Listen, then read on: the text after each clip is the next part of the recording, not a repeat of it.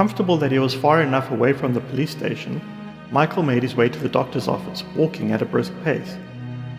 He slowed down slightly as he got closer and looked around, and was relieved to notice that it was quiet and only one car in the parking area.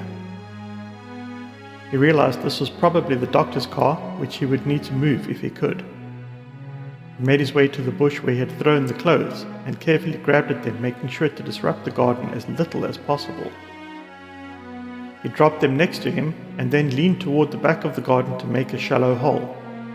He overextended slightly and almost fell, and scraped his arm on an adjacent bush as he fell to the side and tried to regain his balance.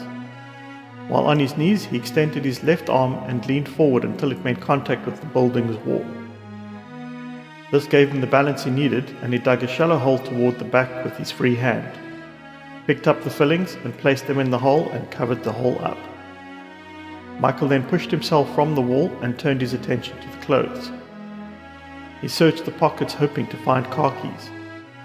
The pockets contained a wallet and several keys on a keyring. One of them was a car key.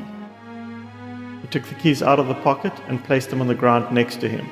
He then took the clothes and bundled them together, holding them with his left hand and chest. He stood up, giving the area a quick scan again to ensure he had everything, bent down and grabbed the keys off the floor. He turned toward the parking area, and his eye was briefly blinded by something reflecting into them. He turned back and looked at the area a bit closer. There was something in the bush he had half fallen into. He leant in to get a closer look, and hidden in the bush appeared to be some sort of camera, and he was looking directly into it. Why would the doctor have a hidden camera in a bush? He wondered to himself as he looked around the camera to trace what it was connected to.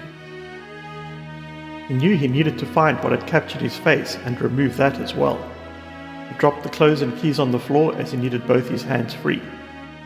He pulled at the camera and looked at it. There was no wire attached to it, and he realized it must have been wireless. Michael began to panic, as he had no idea what time the receptionist would get him to work. He checked his phone, and it was 7:08. He rushed over to the entrance, hoping it displayed the hours of operation. He did not know there were two entrances, one from the street and one near the parking area, and almost ran past an entrance. Michael quickly altered his course and ran to the back entrance. He could see writing on the door.